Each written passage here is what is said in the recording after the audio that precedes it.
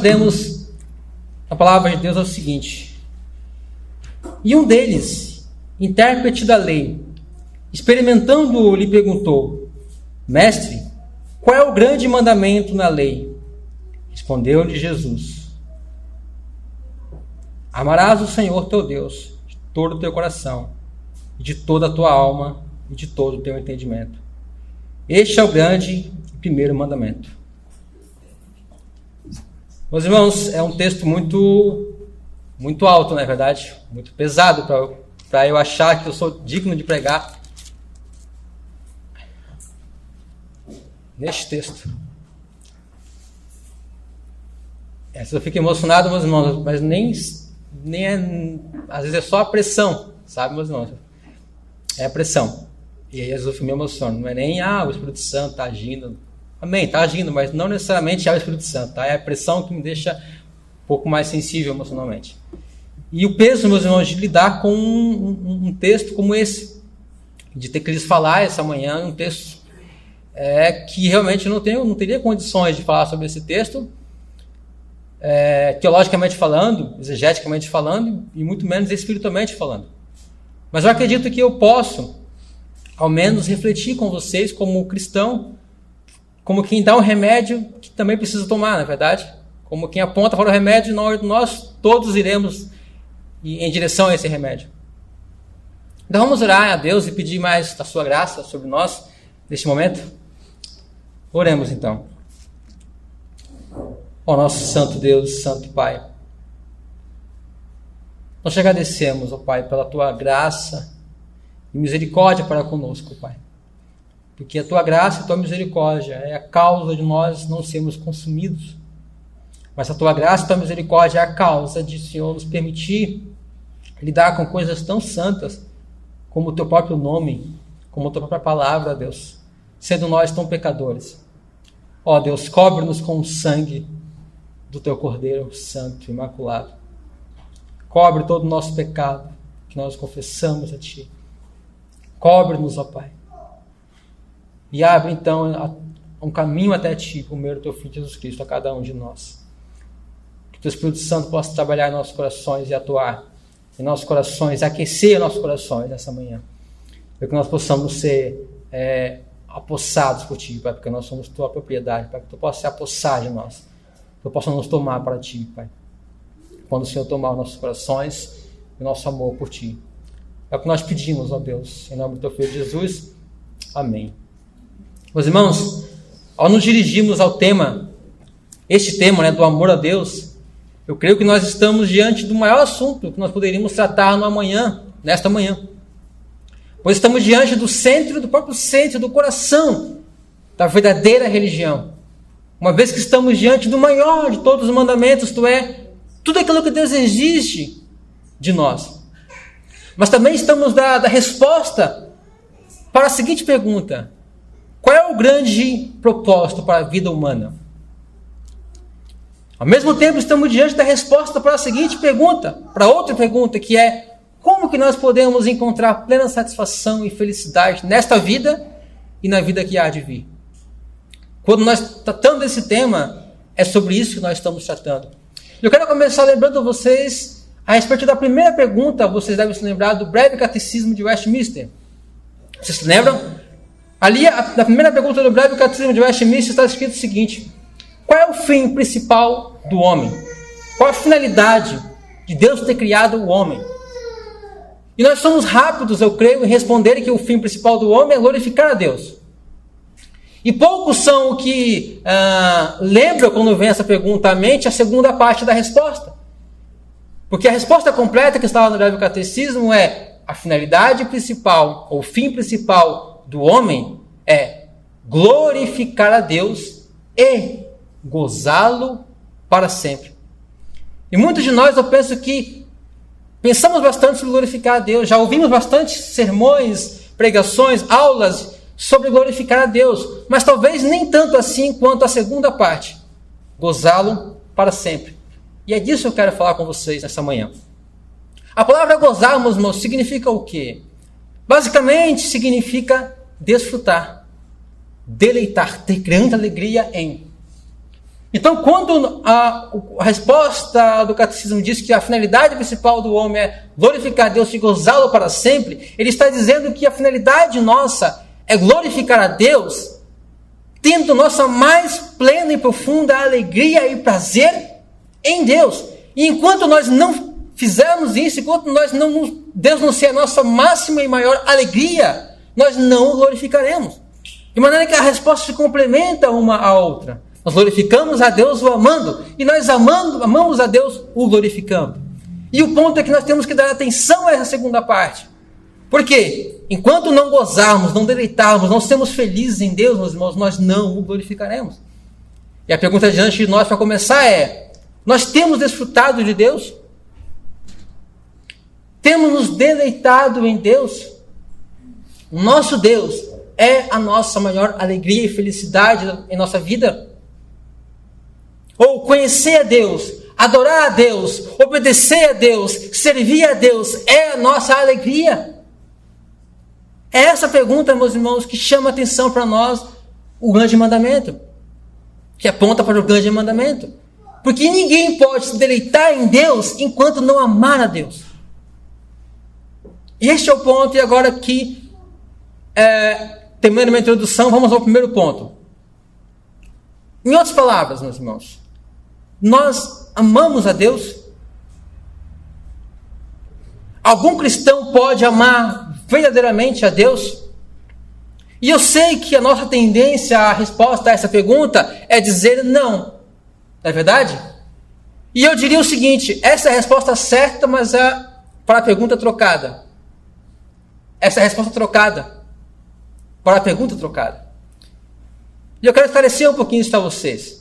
A resposta é não, quando a pergunta for a seguinte: algum cristão pode, nesta vida e neste mundo, amar a Deus de todo o seu coração, de toda a sua força, de toda a sua alma? A resposta para essa pergunta deve ser: aqui ainda não conseguimos fazê-lo. Somente os santos que estão na glória, nesse momento, conseguem fazê-lo. Amar a Deus perfeitamente de todo o seu coração, de toda a sua alma, de toda a sua força. A resposta a essa pergunta é não. Mas a pergunta: o cristão consegue amar a Deus nesta vida? A resposta a essa pergunta precisa ser sim. Precisa ser sim. Tanto é que o apóstolo Paulo diz o seguinte em 1 Coríntios 16, 22. Se alguém não ama o Senhor, seja anátema. Se alguém não ama o Senhor, essa pessoa está naquele grupo de pessoas que não faz parte da aliança e estão debaixo de maldição, que é o que significa anátema, estar debaixo de maldição. Somente aqueles que amam o Senhor fazem parte da nova aliança e estão em Cristo e são verdadeiramente cristãos. Então nós não só podemos amar a Deus nessa vida, quanto se nós não amarmos, Paulo está dizendo, se alguém não ama o Senhor, está fora. O apóstolo João vai dizer também: quem não ama, não conhece a Deus, pois Deus é amor. E por que nós podemos amar a Deus? Paulo responde para nós: porque o Espírito Santo é derramado, porque o amor de Deus é derramado em nosso coração pelo Espírito Santo que nos foi otorgado. Paulo está dizendo que uma das principais obras do Espírito Santo na vida de um crente, ao regenerá-lo, ao transformá-lo de dentro para fora, a principal coisa que ele faz é fazê-lo amar a Deus. E ele diz com palavras maravilhosas, na verdade: derramar o amor de Deus em nossos corações. Meus irmãos, amar a Deus é a principal característica de um cristão verdadeiro. E a tristeza do cristão é o quê? É que ele não consegue ainda amar a Deus de todo o seu coração, de toda a sua alma, de toda a sua força, enquanto ele está nesse mundo. E o desejo dele é finalmente atravessar os portões da morte para chegar à glória, onde ele finalmente vai passar 24 horas, pelo menos, sem pecar. Porque lá ele amará a Deus completamente, para sempre, e para sempre Deus será o seu único deleite, o seu gozo, a sua felicidade, para sempre. E, meus irmãos, esse problema, essa confusão que nós fazemos sobre se o cristão pode ou não pode amar a Deus, não é uma confusão nova na mente dos cristãos. Um grupo de teólogos católicos, de muito tempo atrás, de alguns séculos atrás, desenvolveram uma ideia muito estranha, dizendo que, além do cristão não ser mais exigido amar a Deus, em virtude da obra de Cristo na cruz no lugar dele, eles não podem amar a Deus. Ou ao contrário, além do cristão não poder amar a Deus, ele não é mais exigido isso dele em virtude da sua obra de Cristo na cruz. E aí, Blaise Pascal, o matemático, filósofo cristão do século XVII, responde a esse teólogo da seguinte maneira. Eu acredito que isso esclarece e fecha a questão para nós. Ele diz o seguinte, respondendo a esses teólogos que afirmavam que o cristão não pode nem precisa mais amar a Deus. Ele diz o seguinte: estou horrorizado. Vocês violam os 2 grandes mandamentos que contêm tanta lei quanto os profetas. Vocês negam e apagam o Espírito Santo que gera vida. Vocês afirmam que o amor a Deus não é necessário para os salvos. Chegam até mesmo a afirmar que esta isenção de amar a Deus é um grande benefício que Cristo trouxe ao mundo. Tudo isso é o ápice e o cúmulo da impiedade. Assim vocês apunhalam o próprio coração da piedade.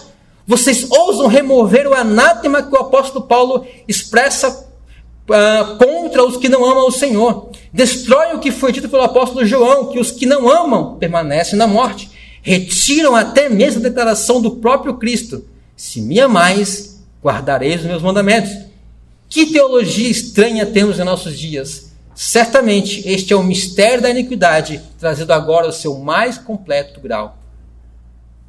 Percebe isso, meus irmãos? Então jamais nos equivoquemos a respeito da resposta. Cuidado com as desculpas, com as racionalizações que acabam nos desviando daquilo que Deus está intentando para nós, ordenando a nós e capacitando-nos com o Espírito Santo para tal. De maneira que jamais neguemos este glorioso fato sobre a vida cristã, de que todo cristão verdadeiro não só deve amar a Deus, mas pode amá-lo. Pois se negarmos isso, estaremos negando a própria obra do Espírito de Deus que derrama em nossos corações o amor de Deus. E se fizermos isso, nós estaremos fazendo o quê? Diz Pascal, nós estaremos apunhalando o coração da piedade, porque é justamente o amor a Deus o coração de toda piedade.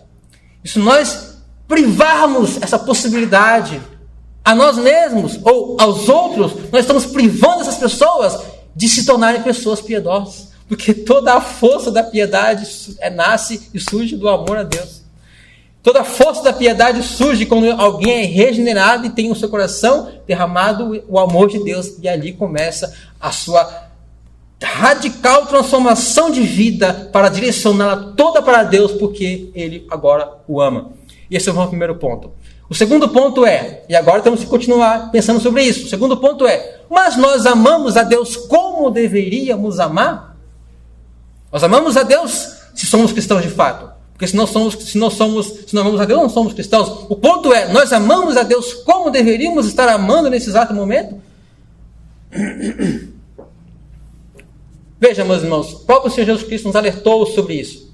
Em Lucas 14, 26, Jesus nos diz a nós, aqui nesta manhã: se alguém vem a mim e não me ama mais do que ama o seu pai, a sua mãe, a sua mulher, os seus filhos, os seus irmãos, as suas irmãs e até a sua própria vida, não pode ser meu discípulo.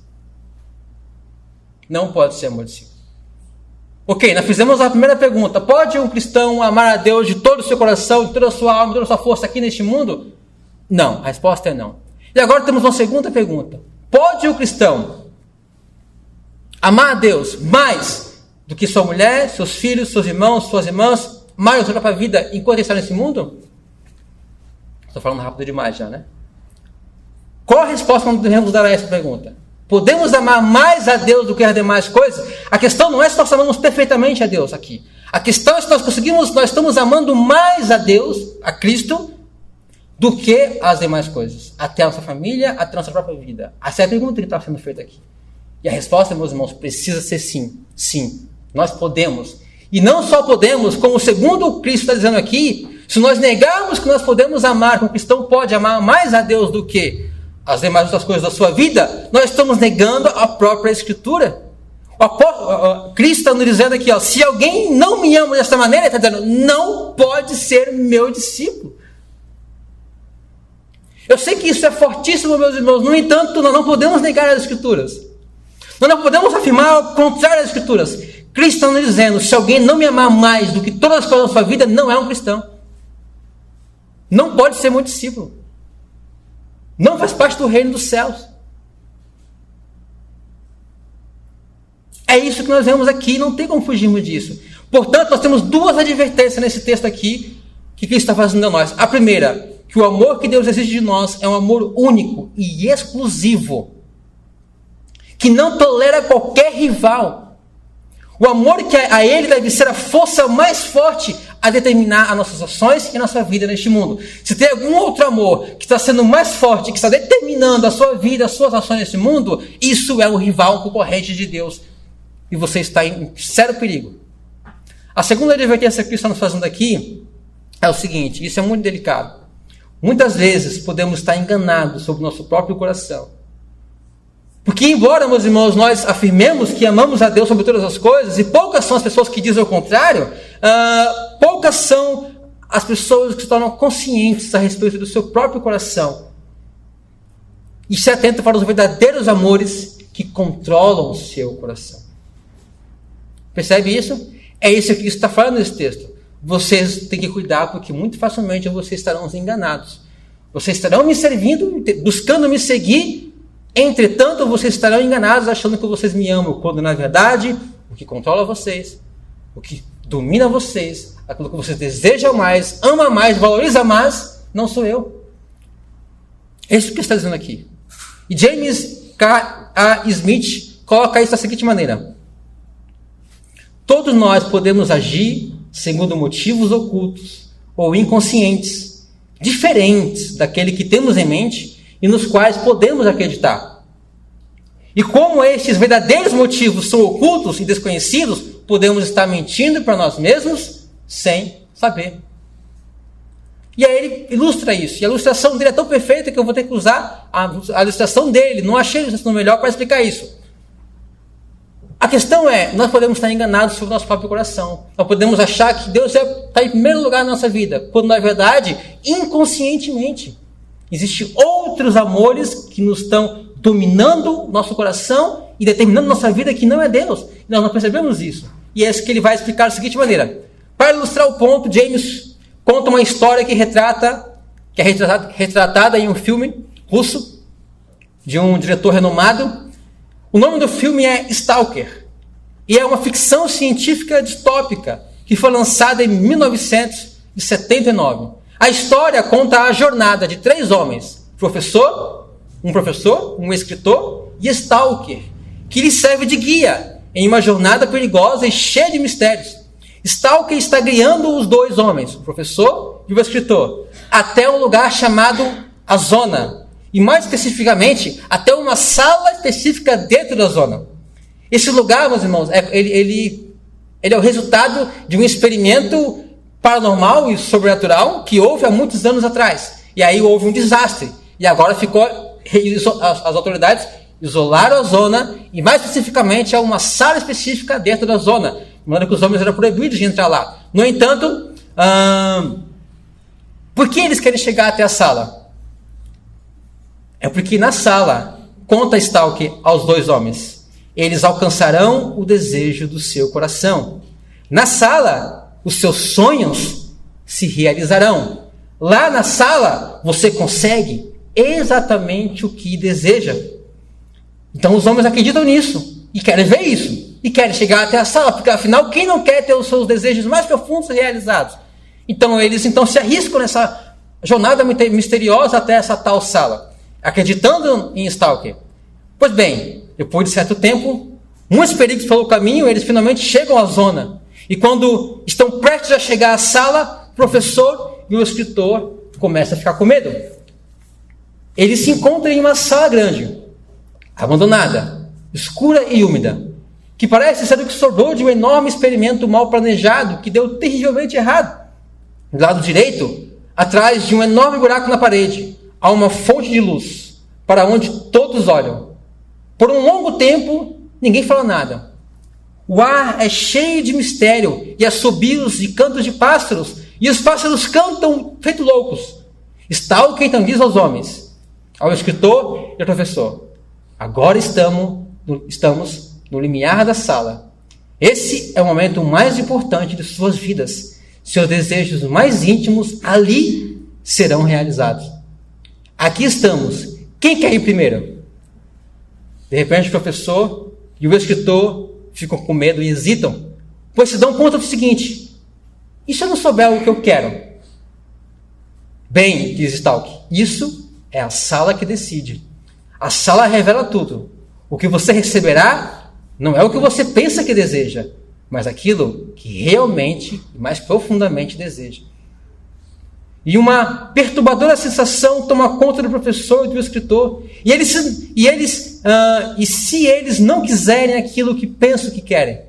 E eles então ficam hesitantes se vão ou não vão até a sala. E se os desejos de que eles têm consciência não forem bem os seus desejos mais íntimos do seu coração? E se na verdade eles não forem quem pensam que são? Muitos de nós conseguimos identificar, não é verdade? Se eu perguntar a você sobre o que você realmente ama, você sabe a resposta certa. E você pode acreditar muito, inclusive, nessa resposta. Mas eu pergunto a você: você entraria na sala? Você gostaria de entrar agora nessa sala? Você tem a confiança de que o que você pensa amar se alinha com os seus anseios mais profundos? E que, no final, isso está determinando a sua vida? Será que é realmente Deus o grande determinador das suas ações, das suas buscas, das suas ambições, do modo como você vive? Essa, meus irmãos, é a grande lição da sala. Aquilo que o homem, algumas vezes, um homem não ama e deseja aquilo que ele pensa amar e desejar. Entretanto, o que está determinando as nossas ações e as nossas decisões e a nossa vida aqui nesse mundo? São os nossos desejos, são os nossos amores. Aquilo que nós realmente amamos, é isso que nós estamos sempre nos inclinando e indo na direção. E precisamos estar atentos quanto a isso. Eu passo então para o meu terceiro ponto. Será que nós já refletimos sobre a importância dos afetos para a vida cristã? Será que nós já refletimos sobre qual é a importância crucial dos afetos, dos amores do meu coração, do nosso coração, para determinar como nós vivemos? E eu sei que a maioria de nós acredita que são o conhecimento e entendimento de uma pessoa, de um homem ou de uma mulher, que determina as suas ações e seu comportamento, não é verdade? Mas o que nós encontramos na Bíblia, na experiência, é que uma pessoa pode ter o conhecimento certo na cabeça, pode ter o entendimento correto, porém, se esse conhecimento não chegar a mover as suas afeições e sentimentos mais profundos da sua alma, essa pessoa nunca terá as suas ações e comportamentos modificados. Porque são os afetos de uma pessoa o que de fato dirige as suas ações. Enquanto esses afetos não mudarem, suas ações não mudarão. E aí, meus irmãos, nós encontramos, por exemplo, algo interessante em João 14, versículo 15. Jesus nos diz, refletindo justamente isso. Jesus sabe o que determina nossas ações. Por isso ele diz o seguinte a nós: se me amais, vocês guardarão meus mandamentos. Percebe? É o mesmo princípio. Se as afeições de vocês estiverem inclinadas em relação a mim, então vocês guardarão meus mandamentos.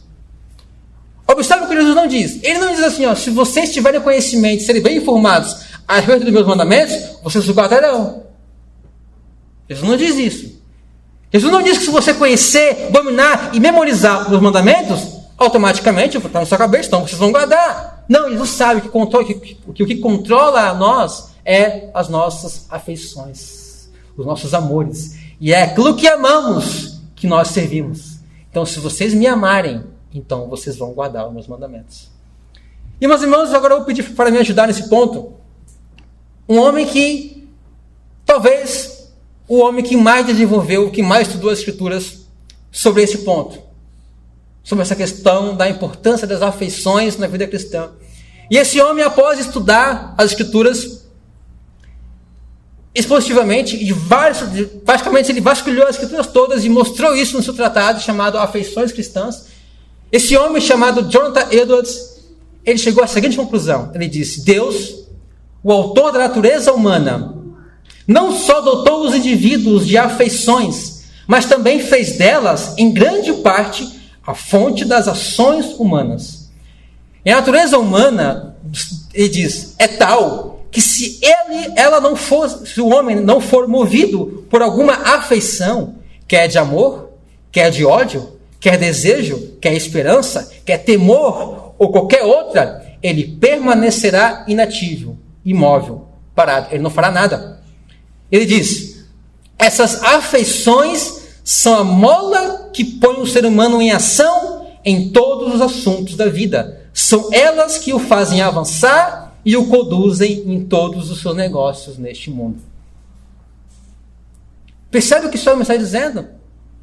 A mola que está dirigindo e impulsionando nossas ações é os nossos amores. Ou são os nossos amores, os nossos desejos mais profundos, os nossos anseios, seja de medo, seja de esperança, seja de desejo, seja de desejar alegria, é isso que está nos movendo. E Deus nos constituiu assim, diz Edwards. E nós vemos isso muito nas Escrituras. Por exemplo, quantas vezes você não já leu as Escrituras e você leu algo parecido na pessoa de Cristo, onde você lê o seguinte: Jesus, e ele, movido por profunda compaixão, fez isso. Se você analisar também a parábola do bom samaritano, e se você perceber o que diferenciou a atitude do sacerdote, do levita e do samaritano. Tanto o sacerdote passou por aquele homem caído, que havia sido assaltado, havia sido espancado, estava quase morto. O sacerdote passou e não fez nada. O levita passou e não fez nada. Mas vem um bom samaritano, se aproxima e diz às Escrituras: vendo e movido de grande compaixão, atou-lhes a ferida, deitou azeite nas suas feridas, colocou sobre o seu animal e levou até uma estalagem e cuidou dele. Esse homem não foi movido pela consciência simplesmente de um dever. Ainda que o dever com certeza estava envolvido nessa consciência. Mas o que nós lemos é que ele foi movido por uma grande compaixão, que é uma afeição resultante do amor. Todas as afeições santas da religião, diz Edwards, fluem de uma só, que é o amor. E aí nós vemos várias coisas de diversos pontos nas Escrituras que reforçam isso e declaram o seguinte: todas as nossas ações, todas as nossas atividades, todos os nossos trabalhos, buscas e esforços em todas as áreas da nossa vida estão sendo movidos por nossos afetos, por aquilo que amamos ou odiamos, por aquilo que desejamos ou tememos, por aquilo que nos dá alegria ou ameaça a nossa alegria. É isso que está nos movendo em todo o tempo. E aí, meus irmãos, eu li algo desse homem que eu fiquei impressionado. E aí eu cheguei à conclusão: realmente esse homem tinha uma mente mais afiada de qualquer outro homem depois de Cristo e dos apóstolos inspirados. Olha o que ele diz. Observamos que o universo humano, ou se você preferir, a sociedade humana, é excessivamente ocupada e ativa. E as afeições de cada um são a mola desse movimento. A mola, o propulsor desse movimento. Vamos fazer um teste. Elimine-se de todos os homens agora todo amor, todo ódio, toda esperança, todo temor, o medo, toda ira, todo zelo e todo desejo apaixonado. E o que acontecerá? Ele diz: o mundo será, em grande parte, inativo, parado e morto. Não haveria nenhuma dessas atividades da humanidade, nem busca zelosa por coisa alguma. As afeições fazem o cobiçoso e o ansioso por lucros mundanos empenhar-se em sua busca.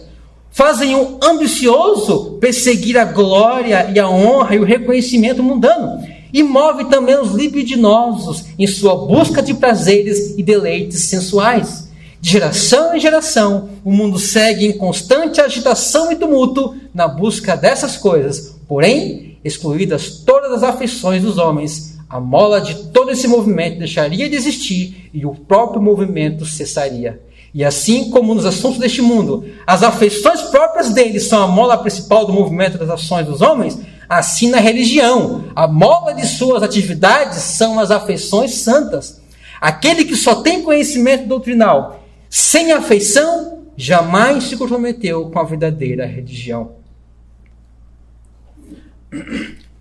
Edwards está respondendo a um grupo de teólogos que afirmavam que a religião consistia primariamente no intelecto e que os afetos, os sentimentos, não tinham nada a ver com a religião. Tudo isso não dava para confiar, era falso.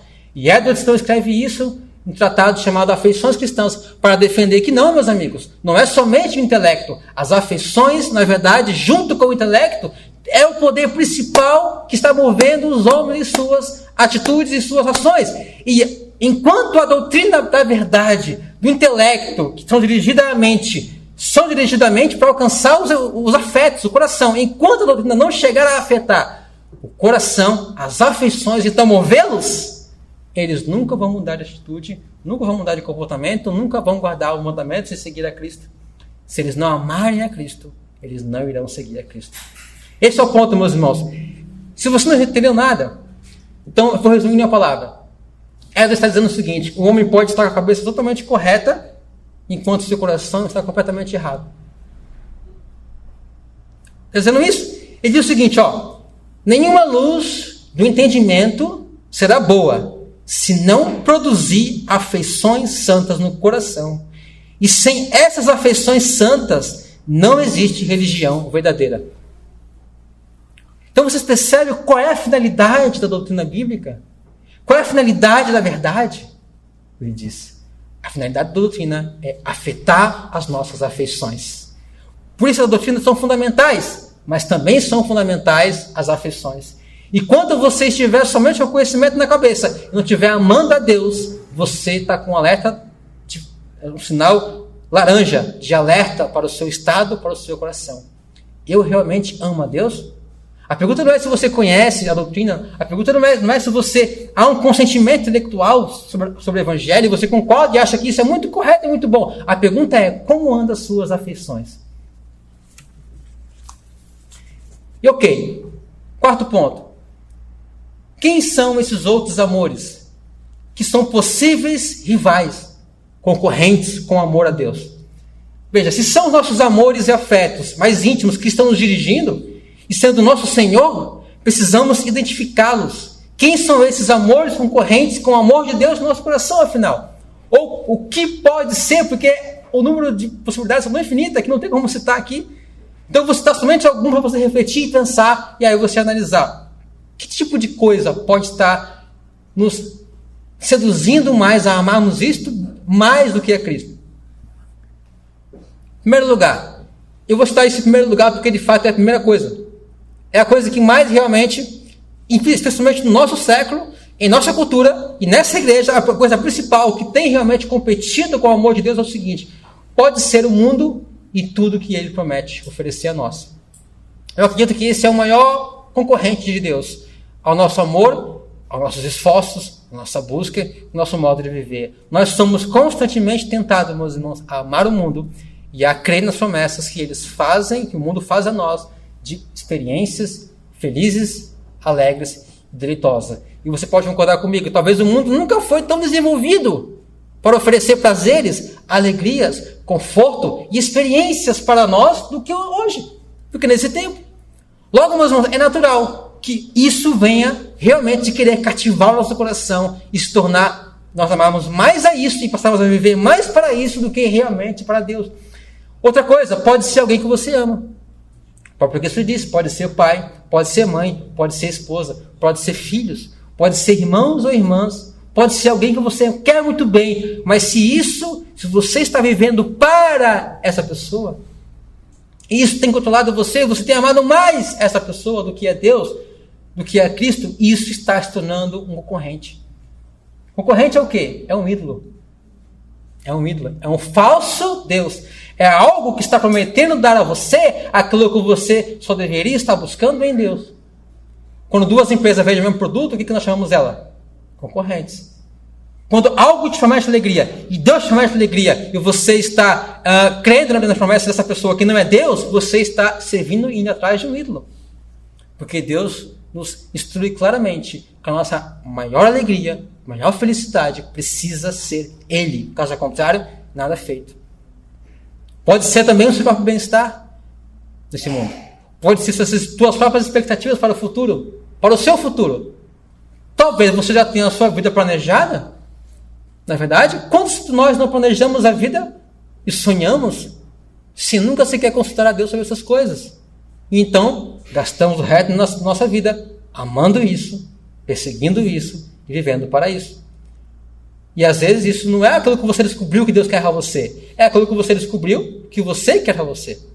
E isso pode estar ocupando mais espaço e o seu Deus, e o seu grande amor, e o seu grande desejo. Resumindo, isso é o que você faz feliz, você vai atrás disso. Pode ser seu próprio nome e a reputação no mundo. Pode ser também o seu ministério na igreja. Eu acredito que esse é um grande risco para presbíteros, para pastores, para líderes, que eles passam a viver mais para o ministério e para alcançar os objetivos desse ministério do que para amar a Deus. E eles gastam tempo lendo a Bíblia para pregar, para ensinar, para aconselhar, e não gastam tempo lendo a Bíblia para amar mais a Deus. Esse é um grande perigo para nós. Pode ser o seu trabalho, a sua carreira, a sua profissão no mundo. E de fato, meus irmãos, quantos de nós somos totalmente consumidos por nossa carreira, profissão e pelas expectativas que nós temos e desejos que nós temos em relação a ela. Pode ser também o desejo de melhorar de vida, que não é errado querer melhorar de vida, mas se isso está ocupando o primeiro lugar na sua vida, sem você saber, às vezes, isso está tomando posição e proporções erradas na sua vida. Pode ser também o seu medo, o desejo de ser amado por alguém, e você faz de tudo por isso. Pode ser o seu medo de ser rejeitado por alguém, ou por algum grupo. Pode ser também aquilo que você, na verdade, menos imagina. Qualquer coisa. John Calvino já escreveu há muito tempo atrás. O coração humano é uma fábrica de ídolos. Você faz uma limpa no ano. No ano que vem, ele fabricou diversos outros ídolos novos. E essa avaliação que você precisa fazer com o seu coração para limpar os amores falsos concorrentes, você não tem que fazer uma vez só na vida. Você não corta o mato da sua casa uma vez só na vida. Você não corta a grama da sua casa uma vez só na vida. Eles crescem constantemente e você precisa cuidar constantemente. Você precisa vigiar o seu coração constantemente. Eu acredito, meus irmãos, que não tem como você ser cristão sem uma vida devocional de oração e leitura da palavra. É impossível. Porque como que você vai conseguir sondar o seu coração e endireitar o seu coração em direção a amar a Deus, se você não passar tempo com Deus em oração e na palavra? É impossível. É impossível. Se você não tem vida com Deus em oração, meus irmãos, não tem dúvida, você não ama a Deus. É difícil isso, mas você não ama a Deus. Meus irmãos, pode ser coisas mundanas e pecaminosas. Mas como nós vimos, pode ser coisas boas e louváveis, coisas que Deus nos mandou fazer, inclusive. Mas que, por você centralizar nisso, o seu maior fé, desejo, e a maior expectativa de extrair disso felicidade, ou o maior medo que você tem de ser... maior expectativa de extrair disso felicidade, isso se tornou concorrente de Jesus Cristo, e presta atenção nisso. Aquilo que te faz feliz é o seu Deus. Preciso classificar isso, categorizar isso. Aquilo que você diz, olha, isso me faz feliz. Se eu perder isso, eu perdi tudo. Isso é o seu Deus, ok? Não está proibido você ser feliz, desfrutar da sua esposa. Você não está proibido de ser feliz por uma condição de vida que Deus te deu. É claro que Deus nos dá coisas para nós nos deleitarmos em Deus por meio daquelas coisas. O ponto é, se alguma coisa te faz feliz a ponto de você dizer que você não pode viver sem isso, é sinal laranja. Atenção. Isso pode estar te conquistando e sendo o seu Deus.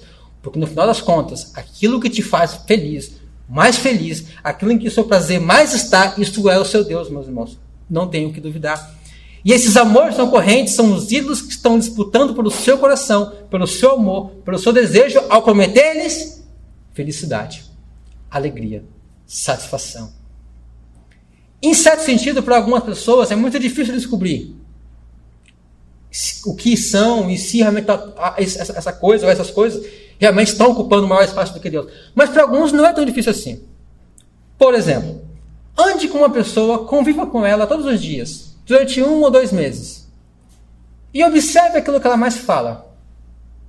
Observe aquilo que ela mais gosta de fazer. Observe aquilo que ela mais consome em ela. Observe aquilo que ela mais investe tempo e dinheiro. E muito provavelmente você descobriu quais são os grandes amores da vida dessa pessoa. E o que é mais lamentável e desastroso é que para a maioria de nós isso não é Jesus Cristo e o seu reino. Esse é o ponto que nós queremos chegar. Examine-se cada um a si mesmo. O que mais te consome? O que mais você gasta tempo? O que mais que você está sempre disposto a fazer? Porque muitas pessoas estão sempre indispostas para Deus. Sempre indisposto para orar, sempre indisposto para ler um livro ou ler a Bíblia, sempre indisposto para ir na reunião de oração, sempre indisposto para ir na reunião das mulheres, sempre indisposto para ir na reunião dos homens, sempre indisposto para aquilo que tem a ver com Deus. E sempre disposto e apaixonado por um monte de outras coisas. Então não é errado você amar e desfrutar de outras coisas, não está errado, mas observe qual é a proporção aí entre Cristo e essas coisas. Quinto ponto. E aí nós temos que perguntar, ou talvez você pergunte a mim ou a nós, como que nós nos livramos desses amores rivais e passamos a amar mais a Deus? Tem algo que você pode fazer? Eu acredito que sim. Na verdade, são muitas coisas. E como nosso tempo é curto, eu vou dar somente alguns passos iniciais que você pode dar. Como podemos livrar-nos desses amores rivais e então passar a amar mais a Deus? Em primeiro lugar, tome consciência. Tome consciência de que nesse exato momento há uma luta pelo seu coração. Especialmente enquanto andamos neste mundo, especialmente quando assistimos filmes, especialmente quando vemos televisão, especialmente quando estamos com pessoas que não são cristãs, especialmente quando estamos no shopping, especialmente quando estamos diante de uma loja de carro, especialmente quando estamos em qualquer lugar, em todos os momentos, há uma luta de sedução pelo amor do nosso coração. Tome consciência disso. Se conscientize disso. Você sempre está amando alguma coisa acima de tudo. O ser humano é naturalmente um ser adorador. Antes do que um ser pensador. Você está sempre amando algo acima de tudo. E a pergunta não é se você vai amar algo acima de tudo ou não, porque você sempre está amando. Eu tome consciência disso. Em segundo lugar, tome consciência de que a obra da salvação, a obra de Cristo na cruz, de perdoar os nossos pecados, de nos justificar, de nos adotar na família de Deus e nos livrar do inferno, não é um fim em si mesmo. Mas é um meio para que nos acheguemos a Deus, para que desfrutemos de Deus, para que tenhamos comunhão com Deus. E se você ainda não chegou a isso, você ainda não chegou lá. Segundo, conscientize-se da guerra. Essa guerra que eu falei com vocês, há uma guerra, há uma luta pelo seu coração. Conscientize-se disso. Terceiro, identifique esses possíveis amores rivais concorrentes. Sem que você seja consciente disso. Faça uma lista. Examine a sua vida. O que tem te ocupado a vida. Olhe para isso com honestidade diante de Deus, diante de você mesmo.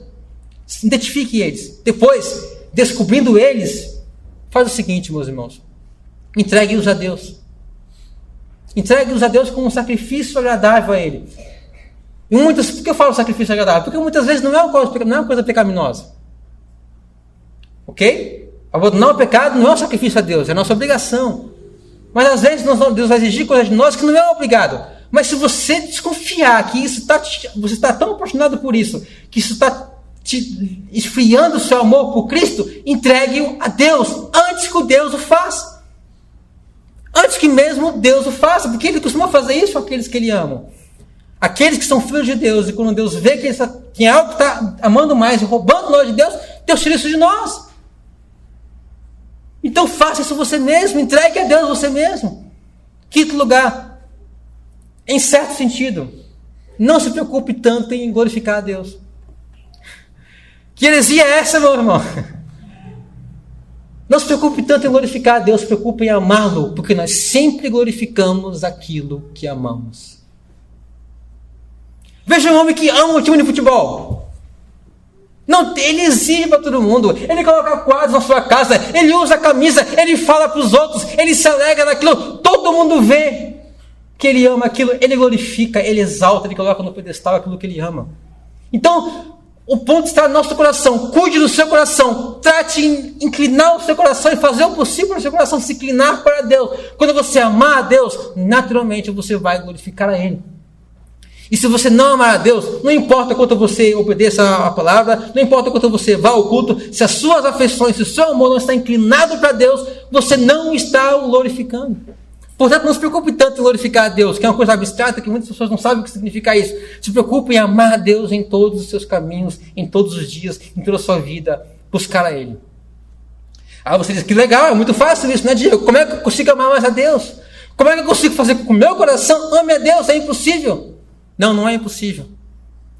A Bíblia foi escrita inteirinha para isso.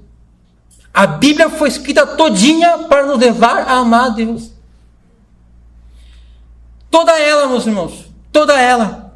Como amar mais a Deus? Primeiro, tome tempo para ser santo. Esse é um trecho de um hino antigo. Ele resume bem a questão aqui. Tome tempo para ser santo. Não tem como você amar mais a Deus sem que você passe tempo com Ele na palavra e na oração. Não tem atalhos, não tem outro caminho. Você precisa enfrentar essa questão que você não gosta de fazer. Que você tem um coração disposto a fazer. Mas você precisa se disciplinar a isso. Você precisa tomar tempo para buscar a Deus, lendo as Escrituras e orando. Segundo lugar, tome tempo para estudar, para refletir sobre as principais verdades do Evangelho. A maioria de nós seguramos as verdades do Evangelho com mão frouxa. A maioria de nós crê em um monte de coisa que nem sabemos o que significa e nem entendemos isso.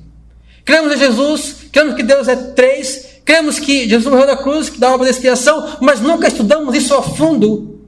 E abraçamos isso porque a igreja abraça isso. E abraçamos isso porque as outras pessoas abraçam isso. E nunca refletimos com profundidade, nunca compreendemos realmente as principais verdades do Evangelho. Nunca percebemos as implicações do Evangelho em nossa vida. Nunca meditamos sobre aquela passagem de Jesus que diz que se nós não amarmos mais a Ele, se nós amarmos mais pai, irmão, filhos e até nossa própria vida, nós não somos dignos de ser seu discípulo. Nunca pensamos com seriedade sobre isso. Precisamos passar tempo com isso, refletindo sobre isso, meditando sobre isso. Terceiro lugar, você precisa, meu irmão, estudar bons livros, os melhores, sobre o caráter, sobre as perfeições, sobre a infinita bondade, a infinita graça, a infinita misericórdia do nosso Deus. Você precisa conhecer tudo que Deus revelou sobre Ele na sua palavra e fazer isso especificamente. Portanto, adquira os melhores livros sobre o caráter de Deus. Leia, devore, passe tempo, gaste tempo. É necessário tomar tempo e dar tempo para Deus. Ninguém consegue amar ninguém sem passar tempo com outra pessoa.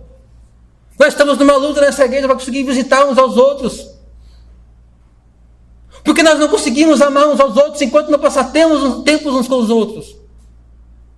O homem não consegue amar uma mulher sem passar tempo com ela e vice-versa. Aquilo que nós passamos tempo, nós amamos. E se nós não passamos tempo com Deus, levando nossa mente, nossa alma para Deus, nós nunca iremos de fato amá-lo. E nossos corações serão cativados por todo e qualquer amor oferecido por nós neste mundo. E às vezes esses amores são religiosos. Cuidado, meus irmãos, qualquer coisa pode ser um ídolo concorrente de Deus no seu coração. Quarto lugar, adquira e leia todos os livros que você puder que falem sobre Cristo. Conheça Cristo. Conheça a pessoa de Cristo, a obra de Cristo, a eternidade de Cristo, a humanidade de Cristo, as funções, os ofícios de Cristo. Você precisa conhecer mais o seu Senhor. Ele nunca vai se tornar o amado da sua alma enquanto você não conhecer as belezas do caráter, da majestade do Senhor Jesus Cristo. Quando nós estamos querendo comprar um celular ou um carro novo, sabe qual é a coisa que nos faz tomar a decisão? E ficar apaixonado por aquele celular e por aquele carro? Sabe o que é? É quando você vai lá no site que apresenta o celular, que apresenta o carro, e você começa a ver todos os detalhes que o celular tem. Meu, ele tem essa qualidade aqui, ele faz isso, ele faz aquilo. Meu Deus, olha o que esse carro tem. Vixe, eu vou comprar. Você fica apaixonado pelo carro, pelo celular, quando você vê tudo que ele tem. Meus irmãos, não é tão diferente assim em nossa relação com Deus e com Cristo. Se você não conhece os detalhes do caráter revelado a nós na palavra de Deus sobre o nosso Deus, sobre o nosso Senhor Jesus Cristo, você nunca vai desejá-lo, nunca vai amá-lo, enquanto você for ignorante sobre isso. A verdade tem que alcançar nossas afeições, o nosso coração tem que impactar, a luz de Cristo tem que brilhar em nossas almas. E não há outro modo de fazer, meus irmãos, senão é isso que eu estou falando com vocês aqui. Isso é só o começo, existe muito mais. Quinto lugar, avalie e reavalie a sua vida. Meus irmãos, nós precisamos diminuir o número de coisas na qual nós temos interesse. Às vezes a questão é esta, precisamos reavaliar a nossa vida. Nós somos interessados em tantas coisas abarrotam a nossa vida. E tem uma frase que diz que coloca isso muito bem. Muitas vezes são as pequenas coisas que tomam os maiores espaços em nosso coração. Às vezes nós precisamos diminuir as coisas que nós temos interesse, meus irmãos. Precisamos reavaliar a nossa vida e ver aquilo que não é essencial e principalmente ver aquilo que você claramente vê que é algo que está esfriando o seu amor por Deus. Isso não é importante, livre-se disso. Se você quer amar mais a Deus, livre-se de um monte de guloseimas. Sabe quando você passa o dia inteiro comendo chocolatinho, guloseima, e aí quando vem o prato principal você não está com fome? É isso, meus irmãos. As diversas coisas que estão abarrotando nosso pensamento, nossa vida, nosso dia a dia, são essas guloseimas. Isso faz com que nosso desejo por Deus fique zero. Então, meus irmãos, reavalie os seus interesses. Reavalie o modo como você vive, como você usa o seu tempo. Em último lugar, que não é a última coisa, existem várias outras coisas que você pode fazer, mas que eu posso mencionar aqui no tempo que nós temos. Leve a sério todo o pecado que você vê na sua vida. Esta é uma das maiores falhas que eu vejo na minha vida própria e na vida de nossos irmãos, de vocês. Muitos de nós sabemos que algo é pecado. Se eu não deveria estar fazendo aquilo, não deveria estar falando aquilo, não deveríamos estar fazendo piada com aquilo, não deveríamos estar rindo daquilo, não deveríamos estar assistindo aquilo, não deveríamos estar desejando aquilo. Quantos pecados nós temos abrigados em nossa vida, sabemos deles e não nos livramos deles. Se você quer amar mais a Deus, meus irmãos, trate diligentemente com o pecado. Confesse-os cada um a Deus, arrependa-os deles e abandone-os. Meus irmãos, por que eu estou falando em negar coisas, deixar coisas? Estou falando agora de pecado, até agora eu falei de coisas que não era pecado, mas agora estou falando de pecado. Meus irmãos, enquanto servir a Cristo não nos custar nada, nós nunca o amaremos. Nunca o amaremos. Enquanto nós não largar nada por causa de Cristo, meus irmãos, nós nunca o amaremos. Esse é o ponto. Quando nós começarmos a realmente firmar eu tenho um pouquinho só de amor, certo? Eu tenho um pouquinho só de amor. Todo cristão verdadeiro tem um pouquinho de amor. O Espírito Santo colocou lá, está lá. O que você precisa fazer? Você precisa aumentar essa chama. E quando você abre mão daquilo que você vê que está te impedindo, se esfriando, ou é pecaminoso, e você abre mão disso na sua vida, o que você está fazendo é colocar uma lenha naquela fogueira, outra lenha naquela fogueira, outra lenha naquela fogueira. E isso vai aumentar o seu amor cada vez mais. Na verdade, tudo isso que eu falei aqui para vocês, tomar tempo para a sessão, tomar tempo para Deus, é você colocar lenha na fogueira do amor a Deus. E principalmente, meus irmãos, no tempo que nós vivemos, onde nós temos um amor tão pequenininho. Nós lemos os puritanos, eles viveram em tempo de avivamento, meus irmãos. Nós vivemos em tempo de secura, de frieza, de negritude, de trevas. E o que significa isso na prática? Significa que nós temos que lutar muito e ser muito diligente para preservar uma pequena brasinha que nós tiver de verdadeira espiritualidade, de verdadeiro amor e zelo por Deus. Nós temos que ser muito cuidadosos para não apagar essa brasinha. E conseguir levar que essa brasinha vire um pequeno foguinho. E que esse pequeno foguinho se torne cada vez maior. Zelo, cuidado é exigido de nós em tempos de frieza e de morte da nossa cultura. Portanto, meus irmãos, comece a se levar a sério todo o pecado na sua vida. Para ilustrar isso, normalmente, o que você ama mais? Aquilo que te custou quase nada? Ou aquilo que te custou um bom dinheiro? Normalmente a gente se apega mais, valoriza mais aquilo que nos custou um preço mais alto. E aquilo que nos custou nada, foi muito barato, nós não amamos tanto, não ignoramos. É isso que eu quero talvez dizer. Enquanto servir a Cristo não nos custar nada, Cristo não vai ter muito valor para nós. Nós não vamos amar tanto a Cristo. Precisa custar alguma coisa. E nada que você precisa inventar. É só você ler a palavra que Ele vai te mostrar. Ok? Portanto, meus irmãos, continue fazendo isso até que o seu coração seja cheio do conhecimento de Deus, até que as suas emoções sejam inflamadas de desejo e de afeição e de querer mais e mais ter comunhão com Deus. Continue fazendo isso, meus irmãos, até que você possa dizer: antes eu te conhecia de ouvir falar, mas agora meus olhos te veem.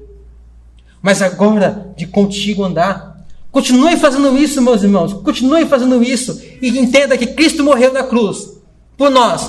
Para quê? Para que possamos amar a Deus. Para que possamos glorificar a Deus. para que possamos ter a mais plena alegria e satisfação em Deus, e principalmente para que possamos ter comunhão com Deus, que é onde nós extraímos essa alegria, essa satisfação e essa felicidade que nada nesse mundo pode nos dar. Nada nesse mundo pode nos dar. E eu encerro essa pregação com a frase do C.S. Lewis. C.S. Lewis diz o seguinte, ele diz: somos criaturas divididas, correndo para cá e para lá, atrás de diversas ambições e pequenos prazeres, desprezando a alegria infinita que nos é oferecida. Deus. Nós somos como uma criança ignorante, que prefere continuar fazendo seus bolinhos de areia numa favela, diante de uma poça d'água barrenta, porque não conseguimos imaginar o que significa um convite para passar as férias na praia diante da imensidão do mar. Contentamo-nos com muito pouco. Esse é o nosso problema. Todas as coisas que nós estamos enamorados deste mundo é só um bolinho de terra numa poça d'água. Nós estamos ali brincando e sendo muito felizes, porque não conseguimos compreender o que significa a possibilidade, através de Cristo e do sangue de Cristo, nos achegarmos até Deus, desfrutarmos de Deus e encontrarmos a felicidade para a qual nós somos criados para ser. Encontrarmos o amor pelo qual nós somos criados para amar. Porque se nós somos criados... C.S. Lewis diz algo interessante também sobre isso. Ele fala o seguinte, ele diz: se eu tenho fome, é porque nesse mundo existe algo que possa satisfazer essa fome. Então tenha comida, ok? Se eu tenho sede, é porque existe algo correlato nesse mundo que pode alimentar essa sede. A água. E aí ele fala: se eu encontro em mim um desejo que nada nesse mundo pode satisfazer, a única resposta, a conclusão que eu chego, é que eu fui criado para um outro mundo. Eu fui criado não para ser satisfeito com as coisas deste mundo, mas para ser satisfeito por algo que não pertence a esse mundo, que pertence a outro mundo, que é Deus. O grande ponto é que nós nunca vamos encontrar o que buscamos enquanto não buscarmos a Deus e amarmos a Deus e buscarmos levar o nosso coração aos pés de Deus. Muitos de nós somos como avestruzes. Vivemos com a cabeça enterrada na terra, enterrada neste mundo. Mas Paulo diz: pensai nas coisas que são de cima e não nas que são de baixo. Nós devemos ser como girafas. Nossos pés, nossas mãos estão neste mundo. Nós andamos e trabalhamos e vivemos neste mundo. Mas nosso pescoço é comprido, comprido, comprido. A nossa cabeça está no céu, onde nós contemplamos a glória do Deus, Criador dos céus e da terra, em toda a sua bondade, majestade, santidade, pureza, justiça, em toda a sua graça, graça tão maravilhosa a ponto de dar o seu próprio Filho para sofrer as terríveis terrores do inferno, a ira de Deus na cruz, no nosso lugar. Nós precisamos ser tais homens, tais mulheres, que vivem nesse mundo, mas estão contemplando diariamente a Deus. Oremos. Ó nosso Deus, Santo Pai, nós te damos graça, ó Deus, pela tua grande bondade e grande misericórdia por nós. Nossos corações estão expostos nesse momento, estão abertos diante de Ti. Todos nós não temos palavras para dizer, a não ser confessar, Deus, que nós não temos amado a Ti, como o Senhor deseja e ordena que Te amemos. Nós confessamos a Ti, Pai, e não há nada que podemos fazer. Ó Deus, tenha misericórdia de nós, ou continue tendo misericórdia de nós, ó Deus. Não nos afaste, não nos lance fora. Não nos lance fora, Deus. Pelo contrário, lança as Tuas cordas de amor em nossos corações. Lança as Tuas cordas de amor em nossos corações, ó Deus. Amarra nossos corações, leve-o para Ti. Nós estamos sendo enganados, ó Deus. Nós estamos constantemente sendo enganados, seduzidos para o erro, para o engano, para aquilo que é mal, para aquilo que não é o supremo bem, Só Tu és o supremo bem, Deus. Só Tu és digno de ser totalmente desejado, totalmente amado. Oh, Deus, totalmente desfrutado. Nós não fazemos ideia do que o Senhor dispõe e propõe para nós, Deus. Nos ajude a ir em Tua direção, como resposta ao Teu amor que nos amou primeiro. É o que nós pedimos, Pai. Em nome de Jesus. Amém.